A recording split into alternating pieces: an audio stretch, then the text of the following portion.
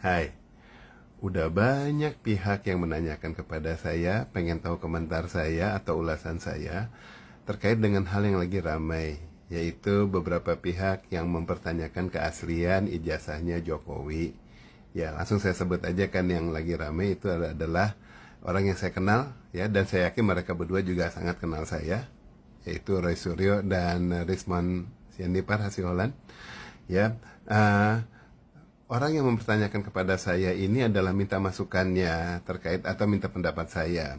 Oke, saya nggak mempertanyakan mengenai keabsahan ijazah tersebut dan sebagainya karena saya belum diminta yang berwajib. Oke, belum ada pihak yang meminta untuk saya ikut terlibat dalam hal itu.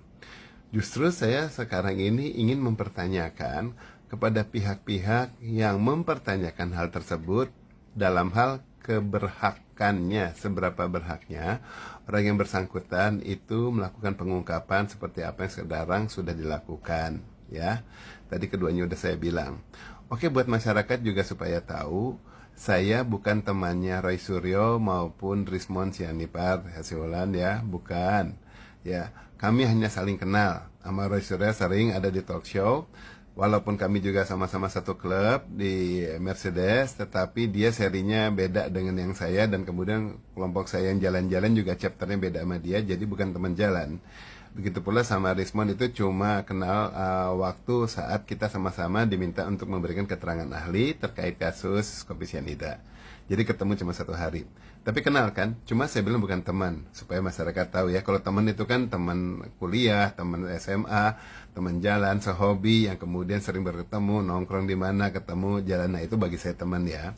Tapi kalau ketemu, saya hello aja, saling tahu aja, kita tahu kiprah masing-masing, ya udah itu saling kenal. Oke, saya tetap respect sama keduanya, ya, kiprahnya juga baik, ya, Rismon maupun Roy Suryo. Cuma yang saya pertanyakan adalah seberapa berhaknya. Dalam arti begini, ya, sekarang misalnya langkah pengungkapan yang dilakukan oleh Rismon, Bung Rismon itu, kalau saya boleh rangkum, correct me if I'm wrong ya, Bung Rismon ya. Jadi kan Anda itu kan ke perpustakaannya UGM, kemudian masuk, minta data skripsinya, dan kemudian minta data, beberapa data yang di situ. Kemudian sama pihak yang bersangkutan, tanpa banyak dipertanyakan ini itu malah diberikan, tetapi Anda tidak memberitahukan siapa kan, memang cukup dijaga, perlulah itu. Setelah Anda dapat datanya, Anda foto-foto, dan kemudian Anda lihat, Anda ulas, ternyata Anda punya ulasan, Anda punya temuan yang menurut Anda itu adalah tidak sah ataupun tidak benar, ya, tidak absah, kemudian dipublikasikan ke masyarakat. Ini yang saya pertanyakan.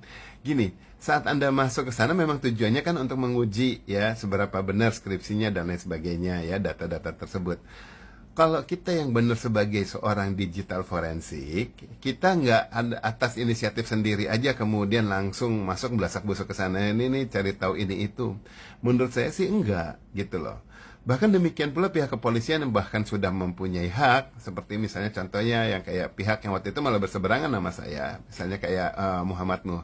Dia memang polisi yang memang tugasnya sebagai digital forensik, jadi kemudian kalau dia melakukan pengecekan bisa, tetapi dia pun tidak punya hak untuk segera memeriksa kecuali atas permintaan atasan, atas ada penugasan khusus, misalnya mengungkapkan sesuatu bagian dari tugas dia. Nah itu baru dia bergerak ke arah sana, nggak seinginnya aja mau-maunya gitu. Itu yang normal. Dan kita-kita yang sipil, termasuk saya dan Rismon dan Roy, kita ini kan melakukan digital forensik pada saat diminta bantuan oleh baik oleh hakim maupun oleh polisi ataupun pengacara, semuanya penegak hukum ya. Baru kita turun tangan melakukan pengujian. Nah, kalau tanpa diminta yang berwajib, tanpa orang pihak hukum, berarti apa yang kita lakukan itu menurut saya melanggar hukum.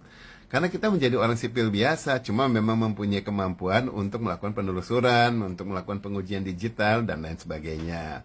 Ya kan? Nah, kemudian pada saat kita menerima penugasan, bila itu justru baru, itulah kita seakan-akan mempunyai pangkat keberhakan untuk melakukan pengujian, dan bahkan tidak bisa dibilang tidak tersentuh, karena apa yang kita lakukan sudah atas nama hukum. Dan penjelasannya kepada masyarakat harusnya juga dibatasi, dalam arti kita harus lihat mana-mana yang menjadi konsumsi masyarakat, mana-mana yang nanti menjadi ulasan untuk masuk ke hukum. Hal itu yang sering saya selalu ungkapkan, ya, selalu istilah saya jelas sekali. Saya bilang apa yang saya jelaskan selalu adalah nanti kalau yang demi hukum itu secara penjelasan hukumnya itu selalu demi hukum dan hanya kepada orang hukum. Jadi kalau sekedar pengacara aja atau siapalah dia seorang penegak hukum, bahkan polisi yang nanya, tetapi itu bukan demi hukum dalam arti bukan untuk penugasan, tidak ada suratnya, kejelasan surat tugas, dan kemudian bukan di pengadilan, saya nggak akan menjawab yang kayak gitu. Nah, kalau ke media, yang saya jawab juga hal-hal yang umum, bukan hal-hal yang mendetil. Karena tetap yang namanya ketenangan publik, ya, ketentraman publik itu tetap harus diutamakan. Jangan sampai yang kita ungkapkan hanya sekedar isu-isu dan kemudian penguatan hukumnya, dasar hukumnya nggak jelas, kemudian malah masyarakat jadi resah. Kalau saya sih menjaga diri saya kayak gitu.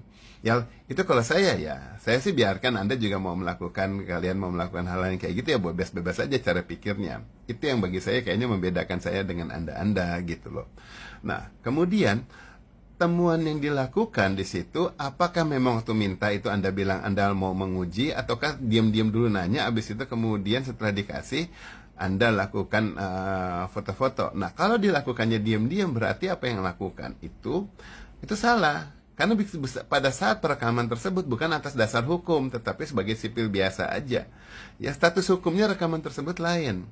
Beda kalau atas dasar hukum, udah ketahuan jelas, maka apa-apa yang kita rekaman di situ memang sudah mempunyai kekuatan hukum, bisa kita elaborasi lebih lanjut. Kemudian saat saya umpamanya kalau kita publikasikan ke masyarakat, itu menurut saya juga salah. Kenapa? Seharusnya sebagai warga negara masyarakat, ya, sebagai warga masyarakat lah, yang kita lakukan adalah melaporkan kepada yang berwajib. Karena memang mereka yang ditugaskan itu. Kita laporkan, kita kasih lihat temuan kita kayak gini, kemudian biar yang bersangkutan melakukan follow up. Paling tidak kita publikasikan kepada masyarakat, kita udah ada temuan, kemudian biar nanti polisi melakukan pengulasan lebih dulu. Itu menurut saya yang proper. Well, kalau pernyataannya atau pemikirannya, soalnya nggak mungkin percaya sama polisi, nanti malah ketunda dan sebagainya. Berarti kita nggak percaya polisi, berarti kita nggak percaya hukum. Well, yang gak usah jadi warga negara Indonesia kalau kita nggak percaya sama polisi sih, menurut saya ya, gitu loh. Polisi aja percaya sama saya sebagai warga masyarakat, dan kemudian percaya saat minta saya untuk memberikan keterangan ahli, saya dianggap mampu. Nah, kemudian kebaliknya pada saat saya sebagai warga kembali, umpamanya biasa, kemudian kenapa saya tidak bisa menghargai polisi? Ya, saya harus hargai. Bahkan yang berpangkat kopral sendiri pun yang di jalanan yang coba kayak gimana, atau berita-berita atau apalah itu, saya harus hormati karena mereka bagian dari institusi yang saya harus hormati. Ya, secara hukum bekerjanya seperti itu. Gitu, nggak bisa kita kemudian sekadar kita terabas, kita nggak percaya semuanya kemudian kita lakukan sendiri. Menurut saya sih itu nggak benar, gitu ya. Itu langkah yang bagi saya salah. Nah, kemudian mengenai penjelasannya Roy Suryo, punten nih Mas Roy, ya, Anda mengutarakan bahwa mengenai kebebasan publik, ya, untuk melihat data, itu lihat kebebasan publik yang mana? Ya, publik yang dibilang bebas itu adalah pers, ya, kebebasan pers. Iya, undang-undang yang mana sih kalau menurut Anda kebebasan publik? Itu pers yang mewakili publik, ya kan, itu ada undang-undangnya dan ada penguatannya karena mereka mempunyai suatu tugas pengungkapan pada saat itu juga diminta sama atasannya. Bukan berarti anggota masyarakat siapapun bebas kemudian melacak-lacak membuka ini itu, enggak lah, ada dasarnya semua. Kalau hal itu semua dibilang bebas, tiap hari kemudian ada jutaan masyarakat yang pengen ngeliat data ini itu, wah, bisa kisruh dong semua tempat. Jadinya harus melayani masyarakat hanya karena dasarnya kebebasan publik. Kalau nggak dilayani nanti dibilang melanggar undang-undang. Enggak kan? Enggak gitu banget gitu loh.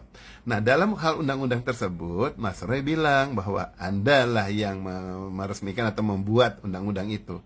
Salah Mas Roy, salah banget, bukan Anda. Paling tidak bukan sendirian. Kalau Anda mungkin ada di komisi tersebut atau pernah diminta masukannya, itu kan berarti ada suatu kelompok yang secara kolegial bersama-sama tim untuk melakukan pengulasan data yang ada, kemudian diungkapkan, akhirnya dirangkumkan gitu. Nah, itu kemudian baru diumumkan kepada publik.